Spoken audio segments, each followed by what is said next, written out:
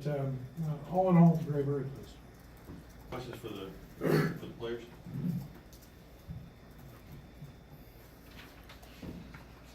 I guess for either one of you two, it's been some time since you had just won back-to-back games since January of last season. How important is that just to kind of get things going and build some momentum? I think it's huge for us, you know. I think the main thing for us, we were just trying to get over that hump, you know.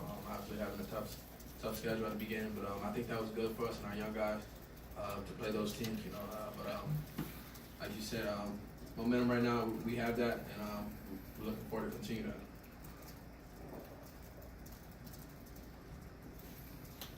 Just with the rebounding tonight, just how much of a group effort was it really out there?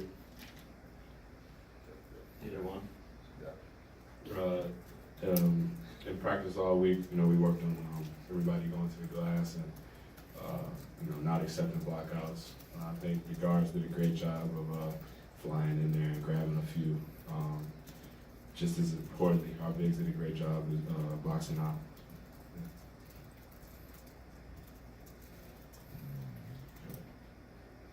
Kipper, things have been going pretty well for you. Is there a moment you can kind of trace back to something that clicked to get this going with all these points you're putting up here recently? Nah, just like Coach said, I took 2 charges today. Was happy about that. And I started taking charges. I took my first charge last year. I think that was probably it. I think it was my first charge. That's sad. Coach brought me a long way, man. Trent, the first 3 you took was pretty well contested, kind of a fadeaway 3 you got to fall. I mean, did you feel like at that point things were going to kind of click for you today on the offensive end? I was comfortable with that shot, you know. During pregame, those are the shots we work on, you know, just our field shots. So just me, you know, just running into my spot, and it went down. So, you know, like Coach said, I got going early, and I was hot from there. And, you know, I just tried to get my teammates involved after that. You guys had a week off, back here. Week off, how important was it to be able to get that extra practice time and kind of get to work on some things that you maybe haven't been able to with a busy start to the season? It was a lot, you know. Our first 2 practices, I couldn't even feel my legs. You know, we got back to running, and I think that was the main thing for us. You know, get back to 7 seconds like we used to. You know, just getting out in transition, running our offense, and just getting transition buckets and rebounding. So that was the main focus for us this weekend. You know, we did a lot of rebounding drills, and you know, just attacking the glass and just, like I said, getting the transition points. For both guys, how soon after you got here did you realize how important Missouri is to everyone? It's a very historic rivalry. It's been going on for some time now. And you know, every time we go up against them, it's very competitive. Obviously, the atmosphere is unbelievable. And you know, when I first stepped foot in the gym at St. Louis, my first year here, instantly I noticed, you know, how it brought everybody, you know, together, and from both ends, and how competitive it was. So, yeah. Kipper, could you talk about taking a charge? What's the key to that, and what does that do for a team? Coach says, get on the blue line. It's the difference between winning and losing. It's like this, and it's like Coach says, it's a very deflating play in the game of basketball. You know, you draw a foul on their player, and it's a turnover. So I think it does a lot for momentum. Did you guys see what happened with DeMonte and when he got flipped over and the ejection? No, I didn't see that. I didn't see too much. Anything else for the players? Study hard, boys. Yes, sir. All right, thank you. Questions for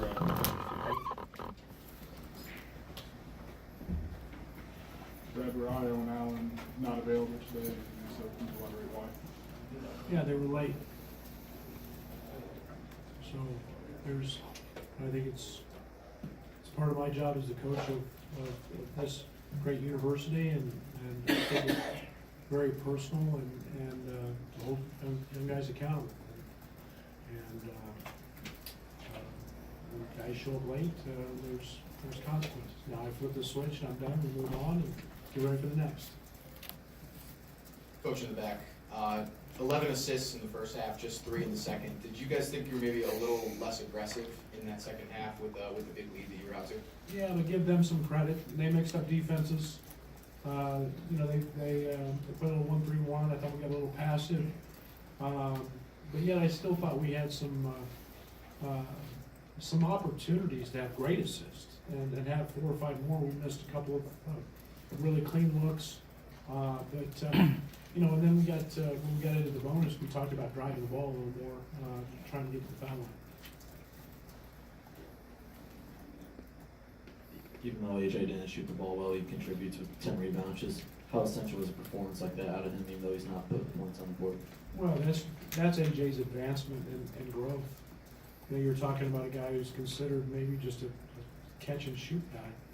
You know, now he goes out and gets 10 rebounds, and you need him on the floor. You don't want him on the floor. You need him on the floor. And to AJ's credit, man, he has been playing at a very, very high level this first semester. And you have a game when the ball doesn't win, you still feel great every time it leaves his hand. And now he's doing so many other things. Brad, you've been getting a few minutes from Samba Kane here and there, but they've been productive minutes. Just talk about how Samba did today. Yeah, he's been great. I mean, he had one ball go right by him that Trent threw. But, you know, they kind of shuffled his feet on another one. But, you know, he's given us rim protection. He's today went and snatched a couple of rebounds that he wasn't getting even a week ago. His improvement, guys, is unbelievable. You know, and I mentioned before, he wasn't here. He's been so far behind. So every single day that he's on the court with us, he makes big strides. And you know, I'm becoming a big Samba Kane fan. Kipper said you helped him come a long way and took his first charge last season. Just how much growth have you seen from him, and what's that do for your team when he's on and doing these things? Well, he's a wonderful human being, first of all. I mean, Kipper's a delight to be around. You enjoy coaching guys who want to be good, and it's been, you know, it hasn't been the easiest thing, but. You know, today, I mean, in just the last 2.5, 3 weeks, we've seen it in practice, and he's leading in a timeout huddle today, which he's never done. And talking about, you know, picking up the talk and the emotion and the energy, and that's not a Kipper that we saw at all last year. So you know, you're seeing confidence, you're seeing a lot of those things, and you know, there's nothing in the game Kipper can't do. And that's what we see as coaches, is a guy who can dribble it, a guy who can pass it, a guy who can shoot it from 3, drive it, very good free throw shooter, can guard multiple positions. So you want to maximize those guys, and I keep pushing him to be that guy. Brett, when you arrived, we know that it was not your policy to spend the night before home games in a hotel. So was last night just a finals week thing, or is it a new?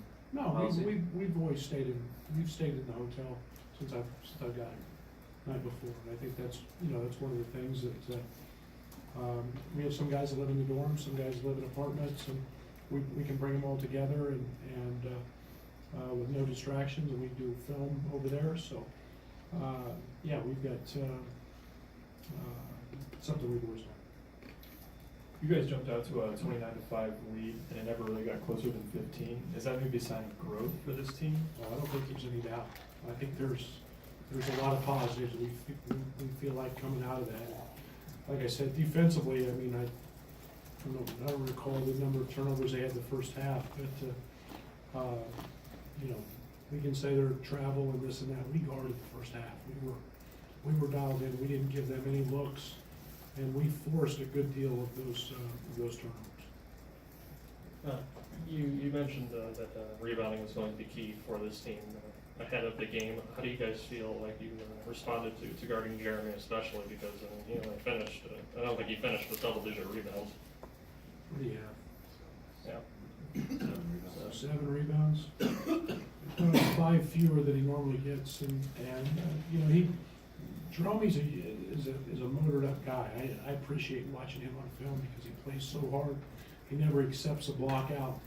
And I think one of the things that they chose to do today was have him become a secondary ball handler. So it took him out of his comfort zone a little bit, doing that. But, you know, rebounding is always a key. And, you know, we've got to continue to grow in that area. We still need more. We'll keep pushing Georgie. We'll keep pushing Samba. We'll keep pushing Kipper. Those guys got to continually work the defensive rebound. Coach, you talk about the game-over-game growth so far in this season with the young team and a lot of new faces. How important are these two back-to-back wins ahead of Missouri next week? I'm not worried about Missouri. I think they're important for us to gain some confidence, for us to have that, you know, I call it the champions locker room. And that's a pretty good feeling when you go into the locker room after a game and you know you've earned it and you've played well. You know, it's important for our guys to have that feeling. And then not forget what that feeling is. You know, the losing locker rooms are not very fun. And yet we needed to feel like, we need to feel that positive vibe that comes out of that locker room after one. Nico and then Bob. Speaking on that growth and confidence, Georgie 6 of 10 from the field today. How much have you kind of seen his game come along, particularly with his post moves offensively? Well, Georgie's so skilled. We haven't touched Georgie's potential yet, and we did some things with him in practice that we didn't do today. Him playing out on the floor, he's an elite ball handler. You know, we've got to add that arsenal, add that little piece to it. You know, Lucas Gasson is an elite shot blocker. Lucas started for us when I was at Oklahoma State. They're a big kid, and I mean, he made him look really bad on a play, which didn't happen a lot. And, you know, he's a young man that can really pivot. He's got strong hands, and he's a guy that, you know, we've got to continue to look at him and make sure that he's getting 10, 12 shots every single night. Coach, what do you think of your first Illinois, Missouri experience last year? It was great because we won. You know what? It's so unique. And the only thing I can compare it to, and I've never been to this one either, is the Oklahoma-Texas rivalry in football. Because you literally are Army-Navy. You know, the stadium's split, and it's truly the essence of a true neutral site game, and that's unique. It's also really fun for the fans. I love the fact that the rivalries happen. They're so good for athletics. They're unbelievable for our game, and you know, you got two good basketball teams and a great basketball city and a great venue, and it's what this game should be about. How soon after you got here did you hear about that game? Was it like immediate? Did you know about it? Maybe you know beforehand. I don't know. Josh told me about it in the interview. Seriously? Yeah. So he said, yeah, we need to find a way to kick their. Josh told me, you hear about those things, but yeah, you know what's there. And as a basketball guy, I grew up watching it, so I knew the importance of it. But it's you know, it's the next game on the schedule, and it's the one we're going to prepare for, and you know, let our guys know the history of it. We'll definitely dial it into that. This year, you got a week to prepare. They've got a game, and then you. Which do you prefer? Does it matter? Not really. Not really. I mean, I'm excited that we've got a few days to prepare. They'll have a few days as well, and you know, I don't know what their final schedule is. We're in finals week. They're probably not, I'm assuming. So we'll see where that goes. Gary? Coach, Kip has scored in double figures 4 straight games, first time in his career. No secret he was struggling with confidence, his play earlier on in the season. What was that process like for you to get his mind right and also just find this consistency with him? Yeah, I think you fight that balance as a coach. You know, you got to let him know, and I'm very honest. I let guys know when they're not playing great, but it's also one of those that you see him trying and you see the struggle, and that's where the meetings happen and the conversations and the extra time, You know, it could be something just as simple as, you know, one day stayed after with him and shot free throws, and just talk to him while he's shooting free throws. And it's sometimes you don't want to make a mountain out of a molehill, but you can see him really trying to do what we're wanting, and yet it didn't happen. And now the light bulb's on, and you know, that I think that's one of the beauties of coaching is we can help guys out of that. And sometimes it doesn't happen overnight, but you know, when it does, it's really special, and you grow as a player from those moments. There was a possession there in the second half where DeMonte and Aaron Jordan both swatted offensive rebounds to keep one possession alive. Was that something that you had seen in previous games this year, or is that part of that development? Yeah, we weren't even getting close to offensive rebounds early. I mean, it's nice to see those guys go and get on the glass. You know, people forget, you know, AJ last year was, half his points were offensive rebounds. I mean, he was a terrific offensive rebounder, and DeMonte is as well. And, you know, and then you get Andres, who's a sneaky offensive rebounder as well, and we want him to go when he and Trent are in together. So, yeah, it's just keeping balls alive. We talked all day or all week about winning the possession battle, and that's an important stat for us. And we want more shots, we want more opportunities.